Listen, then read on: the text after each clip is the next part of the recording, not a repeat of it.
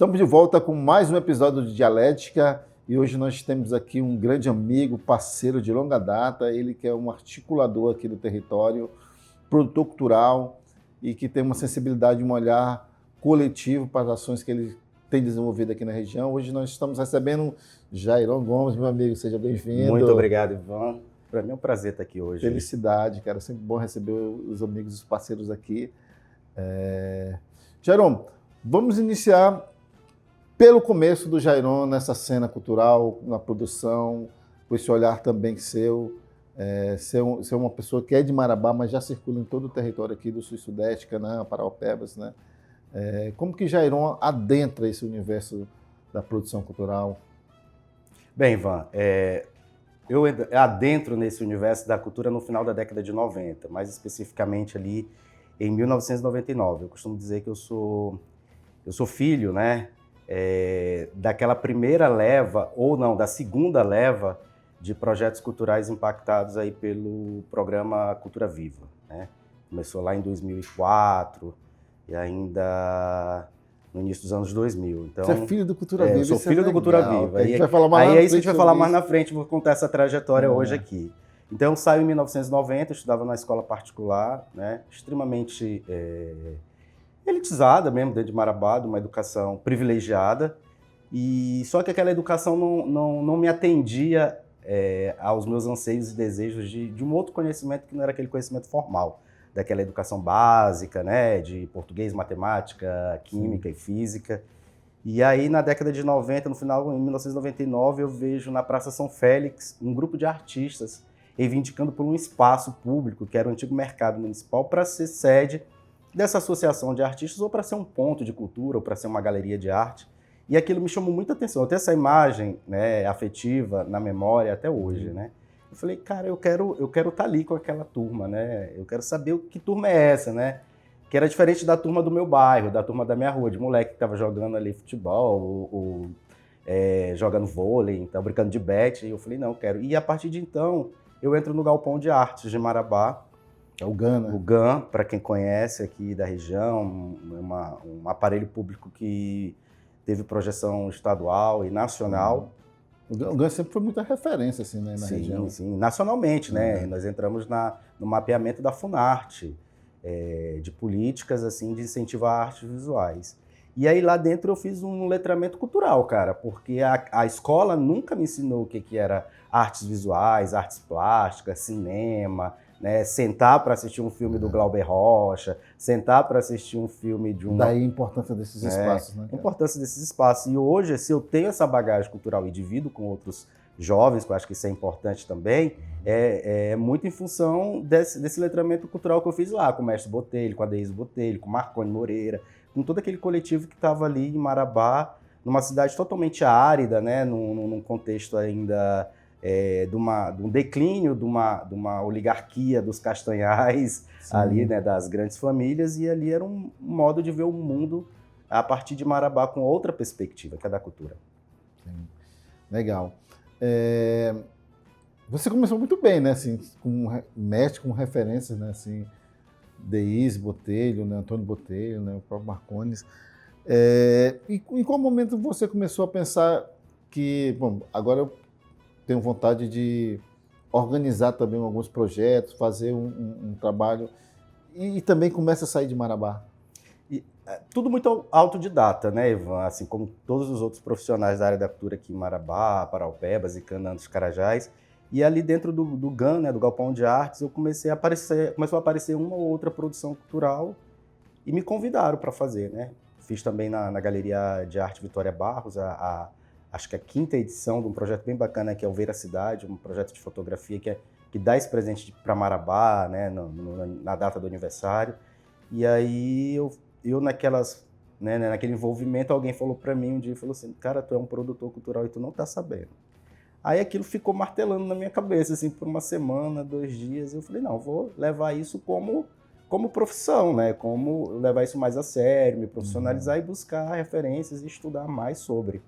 E é aí que a gente constrói uma carreira de 2 décadas, né? Parece que foi ontem, mas já se passaram aí, né, 20 anos quase, né? Como produtor cultural, tendo trabalhado com a equipe de Cirrasgo, Sonido, né, até a própria equipe de Marabá, com alguns projetos na Casa da Cultura de Marabá, né, em parceria com a universidade, Cinefront, com Evandro Medeiros, né, o Jackson, que é produtor cultural também, no território, e aí a gente foi construindo essa história, né, e esse repertório dentro da produção cultural. Nos últimos anos eu tenho caminhado mais para essa questão da política e institucionalização cultural, né? No sentido de entender mais, estudar mais, tanto que atualmente eu estou na 4ª turma do Ministério da Cultura, em parceria com a Universidade Federal do Recôncavo da Bahia, lá em Santo Amaro, que é uma especialização em política e gestão cultural para produtores e fazedores de cultura do município, né? Profissionalizando essa cadeia da cultura, né? Vendo ela como um produto, mesmo um ativo. E essa é a primeira turma que foi aberta para todas as regiões de integração do Brasil, né? Tem 10 alunos da região Norte, do Sudeste, Sul, Centro-Oeste e do Nordeste. Então, a gente sai dessa pós com esses conceitos mais refinados para entender e discutir cultura, né, no território de uma forma mais profissional mesmo, né? Não tão madura. Isso é importantíssimo, sabe, Gerão? Porque a gente sempre fala sobre o viés econômico que a cultura tem, né?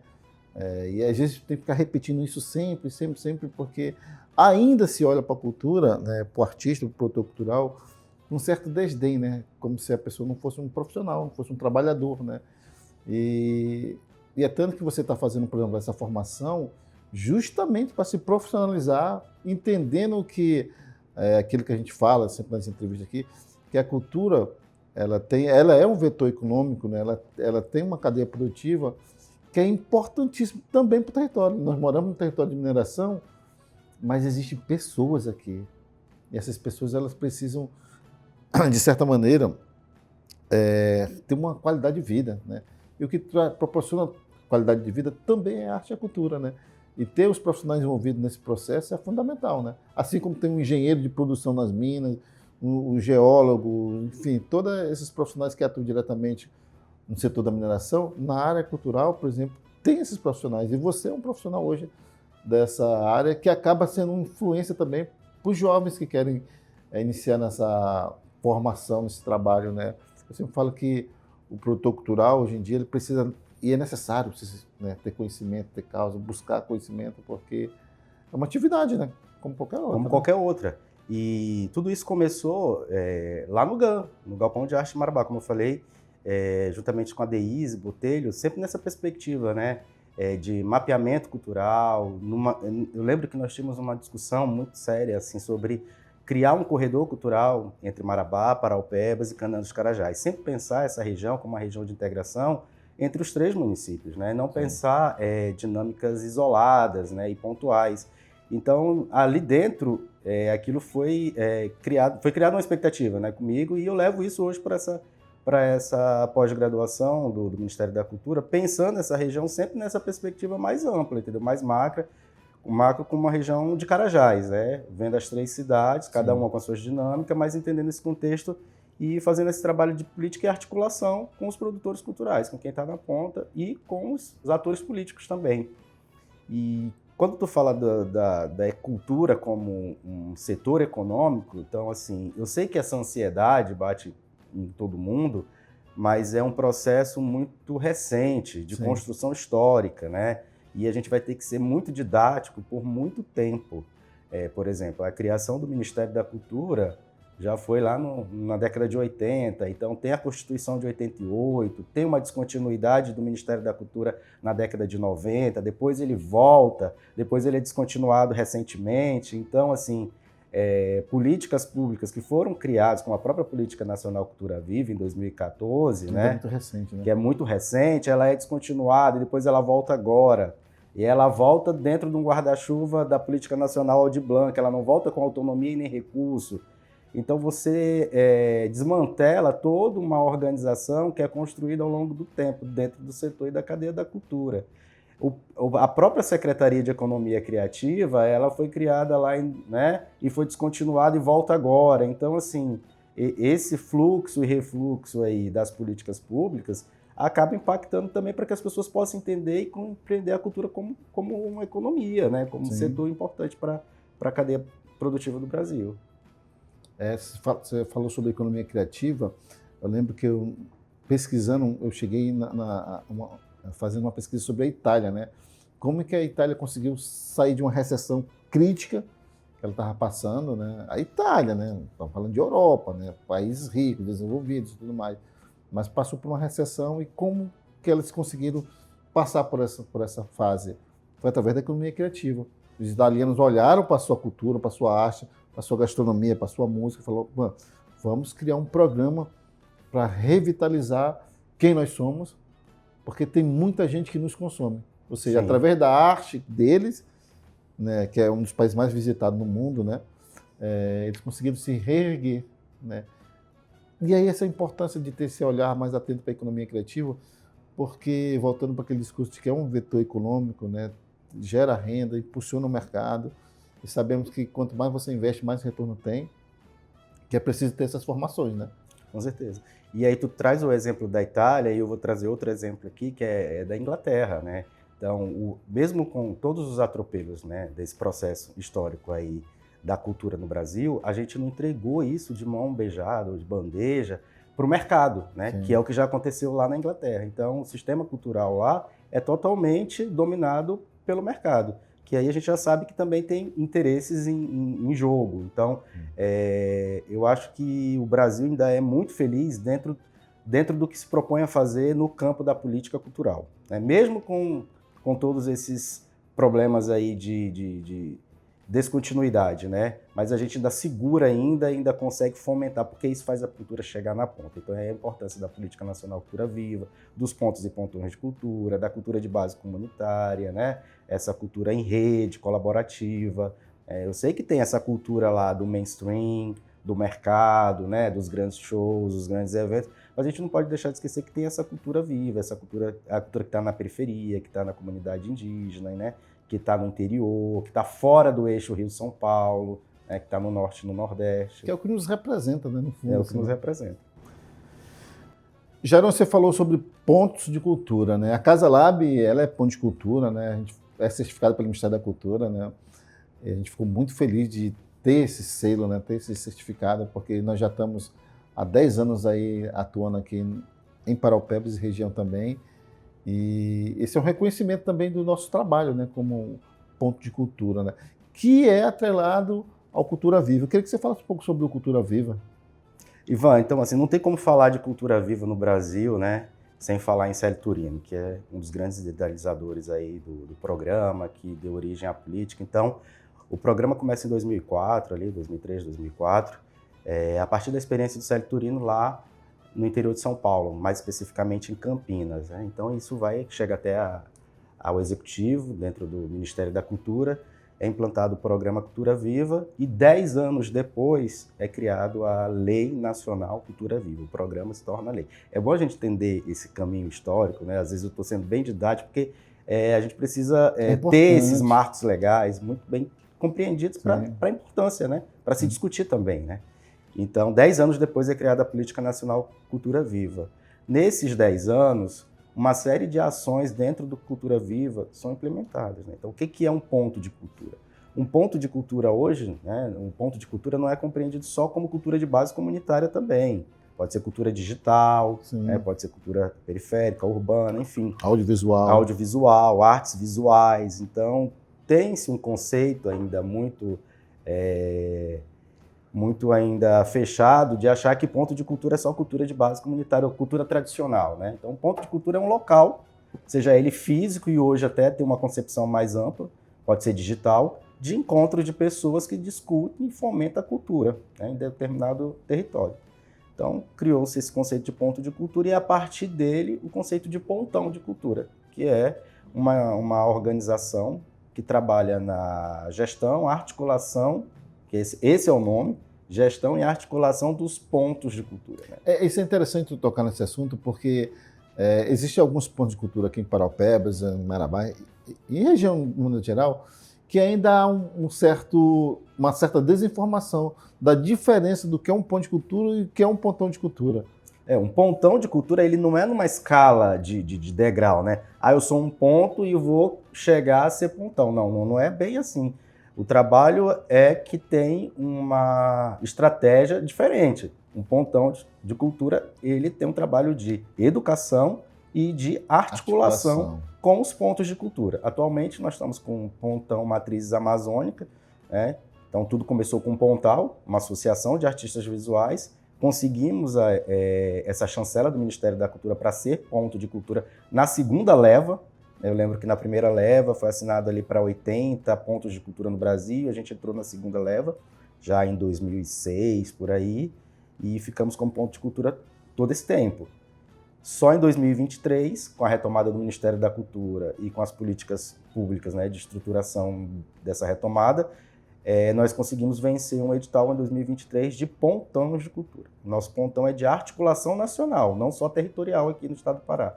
Então, compõe no nosso comitê pontos de cultura de São Paulo, de Palmas, Brasília, Belém, Marabá, aqui a região de Carajás, com esse trabalho de articulação dessa cultura viva a nível nacional.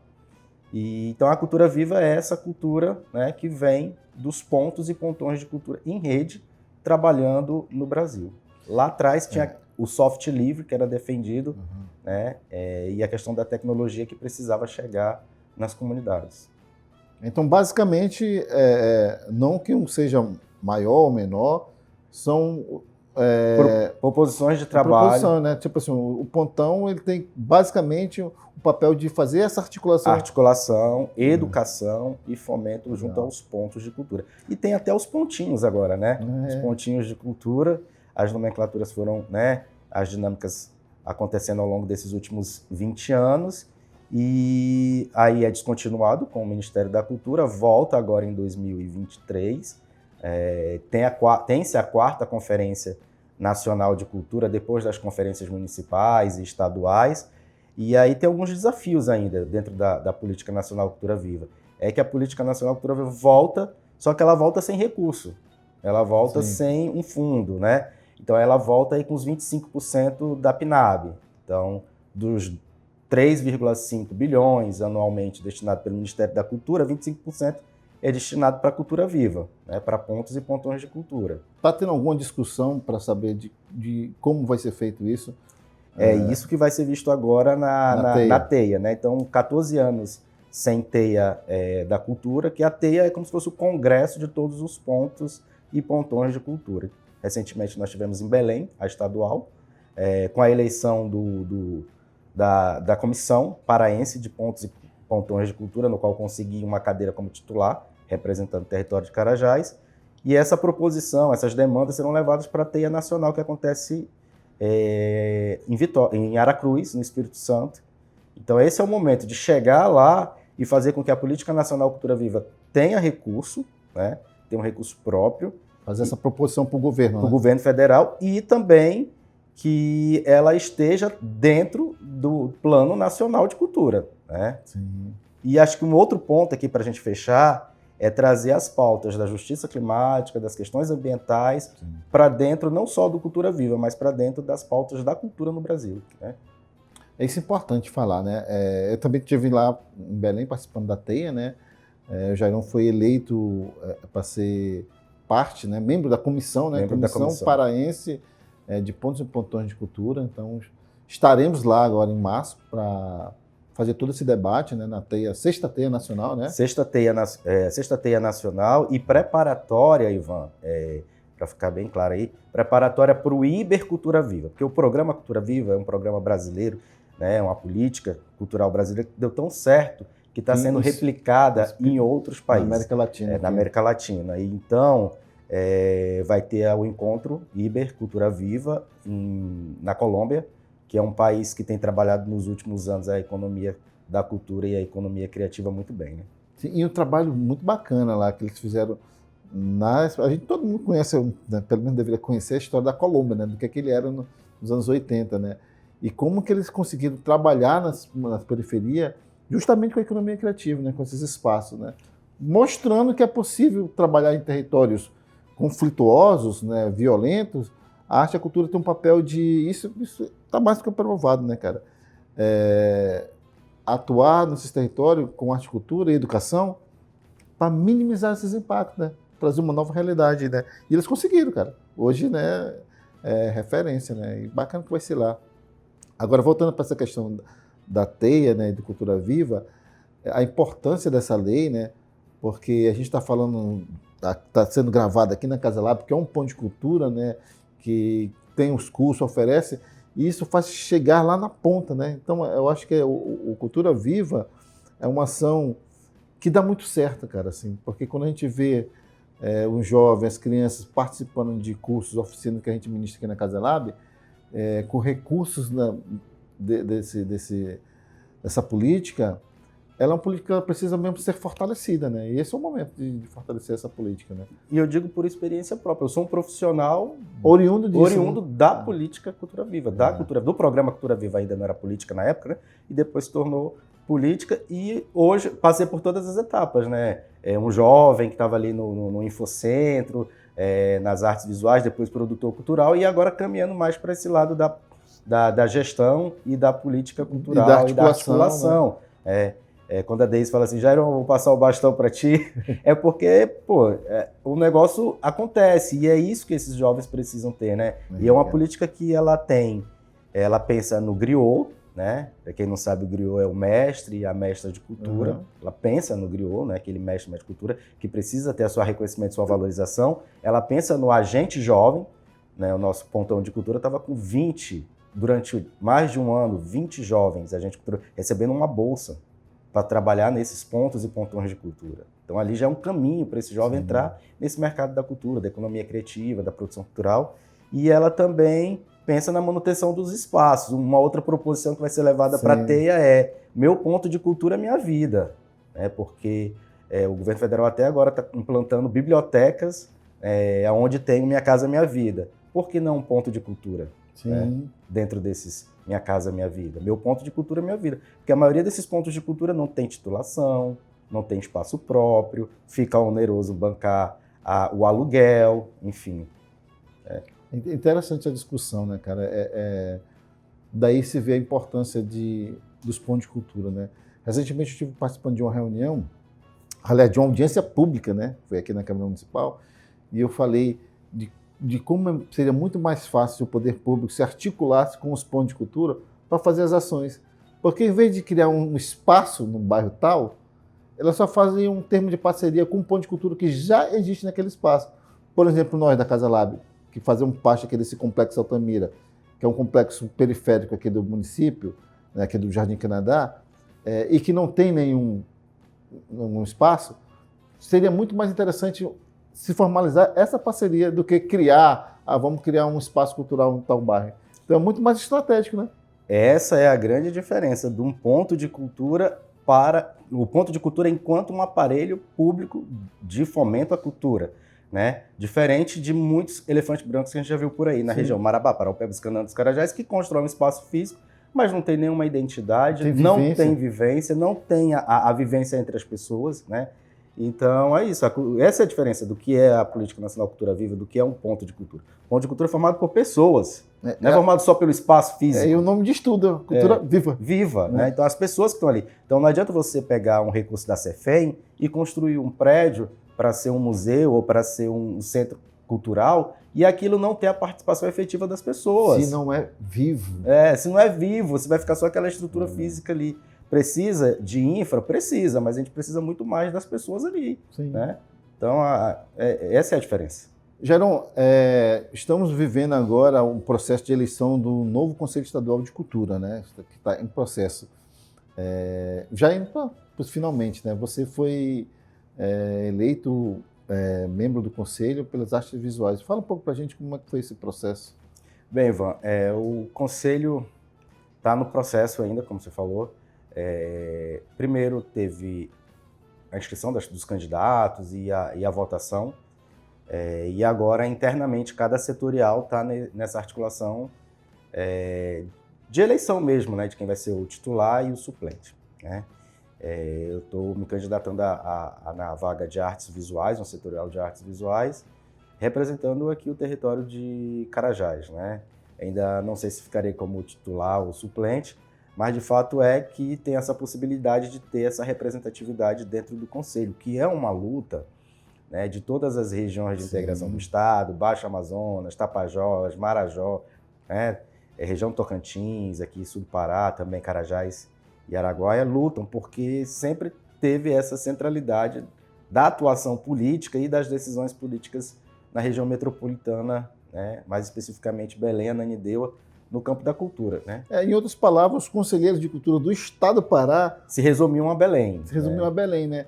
E as pautas defendidas, lógico, seriam as pautas deles, né? Então, acho que é importante a gente ter no Conselho Estadual de Cultura do nosso estado pessoas do nosso território que nos representem, né? E em todos os setoriais, sim. obviamente, né? Ter representante de Carajás na música, na dança, na literatura, nas artes visuais.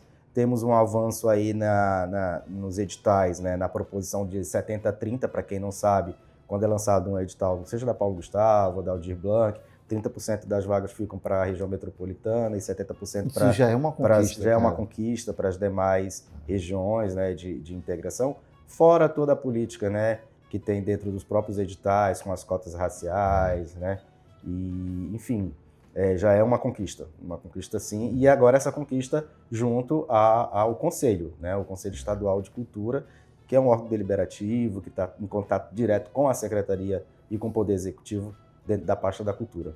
Existe uma discussão nacional da divisão dos recursos, por exemplo, da Lei Rouanet. Por exemplo, o Norte pouco acessa, né, os benefícios da Lei Rouanet. Aí a gente vem para o nosso estado. O interior pouco acessa. Assim, a gente precisa... Né, está tendo um movimento para descentralização, né, dessas ações. E o que ele quis dizer aqui é que, hoje em dia, os recursos públicos, através de editais, 30% serão destinados à capital e adjacências ali, e 70% para o interior.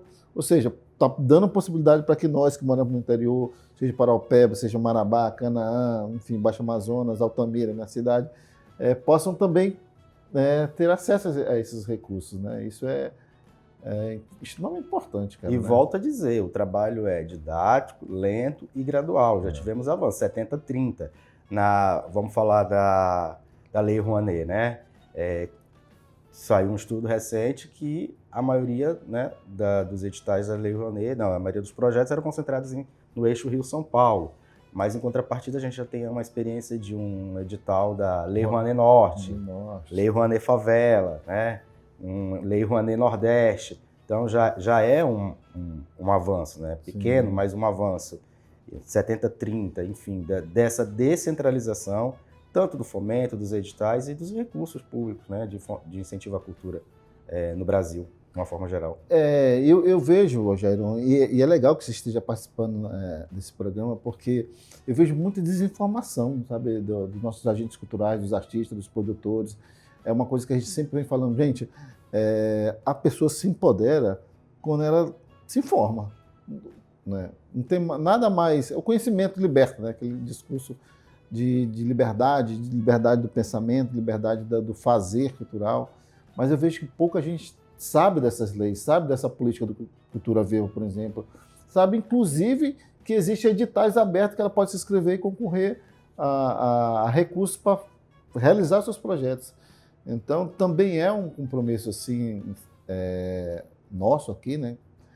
De estar fazendo essa divulgação. Né? Eu já ia falar, eu chamo a responsabilidade para nós, enquanto sim, coletivo também, desse trabalho educativo, com o mestre, com a mestra de cultura, com o produtor de cultura. Faça seu perfil lá no Mapa Cultural do Estado. Depois que você tiver seu perfil no Mapa Cultural do Estado, faça seu perfil no Mapa da Cultura do Brasil, que são duas plataformas diferentes. Você precisa ter seu portfólio, como elaborar esse portfólio, como escrever um projeto, né, para acessar, ler o edital. Então, é um trabalho de base que vem sendo feito há muito tempo e tem muita coisa ainda para ser feita, para que as pessoas, de fato, possam acessar e participar desses editais, né, dessas políticas de incentivo à cultura. É legal hoje termos você, enquanto, né, produtor do território aqui da região de Carajás, iniciar esse trabalho de articulação também do território e chamar, né, os pontos, os pontões, os agentes para esse debate, fomentar essa discussão, fomentar a difusão dessa informação. Né?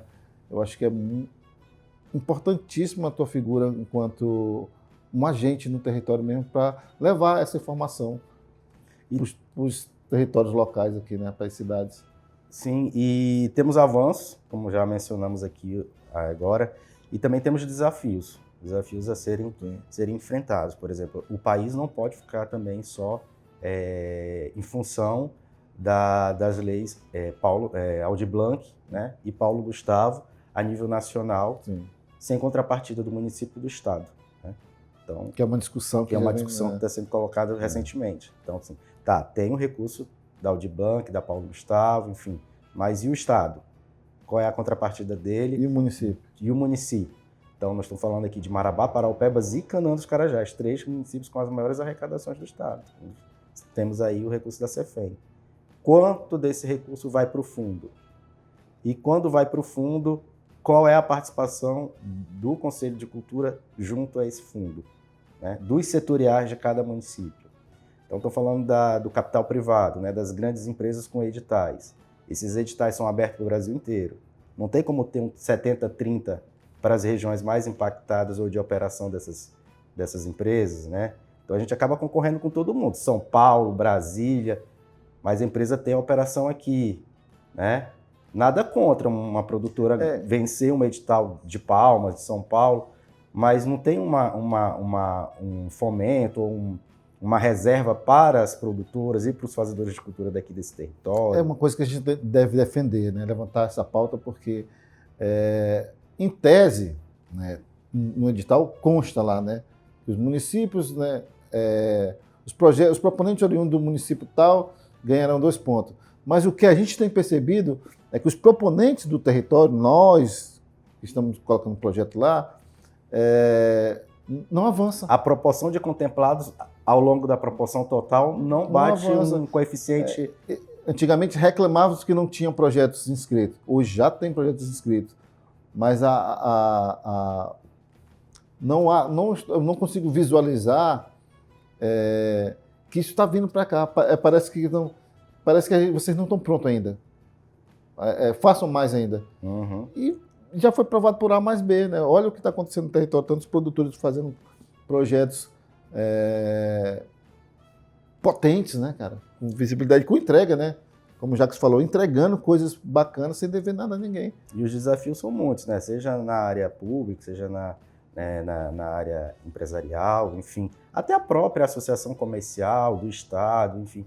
Trabalhar mais a questão do ativo da cultura, né, como um setor econômico, de fato, profissional, e apoiar, né? Tirar essa demonização de quem faz cultura, né? E também eu acho que nós estamos num outro momento de encontro fazedores de cultura, de pensar a cultura sempre, né, com a perspectiva ambiental e a perspectiva do clima, né, da justiça climática e do bem viver na frente. Então, vou fazer meu evento, quanto que ele vai ser ecologicamente, né? Como vai ser a coleta seletiva daquele material que vai sair de lá? Vai reduzir? Vai gerar muito impacto, né? Então, pensar isso, eu acho que o campo da cultura ficou muito tempo longe desse debate, ausente, e a gente não pode se ausentar diante da situação em que vivemos, né? E nós mais do que nunca, né? Porque nós somos os amazônidas, né? A gente está no território. Eu acho que não tem como desassociar essa questão amazônica, climática, com o discurso, com o propósito dos projetos, né? Seja ele formação, circulação, eu acho que são coisas intrínsecas, né? Porque, novamente, o papel da arte e da cultura também, como você vem falando, é de educar, é de formar, é de trazer conhecimento, né? Uma música, às vezes, consegue sensibilizar um jovem mais do que qualquer livro. Uma música que fale sobre a questão da prevenção do clima, por exemplo, prevenção do meio ambiente. Porque a arte, ela tem esse poder, né? De chegar mansinha e tocar o coração das pessoas, a consciência das pessoas, né? E a gente tem vários papéis, e esse é só mais um deles, né? E um monte de desafios. Um monte de desafios. Né? De capturar esse jovem, né? Esses jovens pelo coração e pelo cérebro também, pela razão, da importância da cultura e da arte, né? Como uma plataforma de você conseguir alcançar outras perspectivas além daquelas que estão postas aí para essas realidades, principalmente após a COP30. Agora, como você falou, nós somos amazônicos, após uma COP que foi realizada na Amazônia, na cidade de Belém, e nessa conexão, pensar também, eu acho que o Brasil precisa parar um pouco de pensar muito dentro dele, né? Mais uma vez, lá atrás me inquietava pensar Marabá, Paraupebas e Canaã como 3 cidades separadas, né? E eu sempre tentando pensar elas nesse contexto mais macro de Carajás. Então o Brasil ainda faz, acho que é uma coisa nossa, né? De pensar muito dentro da nossa bolha, né? E o Brasil precisa pensar também, né, depois dessa COP, nessa conexão com a América Latina, né? Com essa soberania, com essa independência, com essa cultura que é única, né? E até com certo protagonismo, né? E com protagonismo dentro das relações políticas culturais internacionalmente. A gente está partindo do micro aqui, indo para essa escala global, né? Nessa relação da cultura sul-sul, né? Dialogar e ver outras experiências e aprender com essas outras experiências. Então tem aí o feito do Ainda Estou Aqui, tem o feito do Agente Secreto, do Wagner Moura, da Fernanda Torres, que isso é o nosso cartão postal agora, cara. Daqui 10 anos, 15, 20 anos, a gente vai falar, olha, tanta coisa que nós conseguimos construir a partir da política, né? E dessa gestão cultural territorializada, mas dialogando com o mundo. Exatamente, né? Tem um ditado que fala assim, a melhor maneira de você falar globalmente é falando localmente, né? O Agente Secreto é uma prova viva disso, né? É um filme que se passa ali em Recife, com a cara de Recife, com as piadas internas de Recife, mas que conseguiu... Com a linguagem universal. Conseguiu falar com essa linguagem universal, né? Isso é bem legal. Isso é o papel da arte, né, cara? Assim, a arte e a cultura, ela tem essa coisa de dialogar com o ser humano, com a parte mais íntima, né? Que no fundo, é isso que nós buscamos, sabe? Eu acho que nós, pelo menos creio eu, que quem se propõe a estar trabalhando com arte, com cultura, ele só quer ver um mundo melhor, né? As pessoas um pouco mais felizes. Porque eu acho que a arte existe para isso, né? Para tentar deixar a vida um pouco mais leve, né? Como eu sempre falo. E para chegar nesse patamar, vamos dizer assim, né? Muita coisa tem que ser feita, né? Educação, formação, política pública, Sim. lutas, né? Nada é feito assim muito tranquilo. Então, muitas lutas, muitos embates, muitas rodas. E é isso, cara. Formar a casa, arrumar a casa para poder conquistar o mundo, né? Sem perder a ternura jamais. Com certeza. Geron, agora, para quem quiser conhecer um pouco mais do teu trabalho na rede social, quem quiser te encontrar, te conectar, fala aí das tuas redes, suas considerações finais. Aquele velho clichê, né? Para saber mais, me siga em @JaironGomes. Atualmente eu estou também tocando os trabalhos da Caiapó Produções, que é a minha produtora, que trabalha com elaboração de projetos, escrita de projetos, produção cultural, e faço esse trabalho de articulação junto ao Pontal, Instituto Cultural. Você pode seguir o Pontal no Instagram também, @Pontal, Instituto Cultural, ou Pontão, Matrizes Amazônicas, que é o trabalho de articulação mesmo. Temos um canal no YouTube, @Mamazônias, com site também do Pontão. E é isso, me encontra ou no Pontal, ou no Pontão, Matriz Amazônica, ou no meu perfil pessoal. E eu tô ou aqui, ou em Canaã, ou em Paraupebas, a qualquer momento. Ele é do território. Meu amigo, Ivan, muito obrigado. Muito agradeço a toda a equipe da Casa Lab. Sabe que eu me sinto em casa aqui, como sempre. Ser de casa. Bom, gente, esse foi mais um episódio do Dialética. Estamos felizes de ter recebido aqui o Jairon, né? Trouxe muita informação para vocês. Compartilhem aí. Isso que a gente vem falando, assim, é preciso levar essa informação sobre as políticas para a cultura que acontece no nosso estado, no nosso país, no nosso município. Então, curta, compartilhe, comente e até a próxima. Tchau!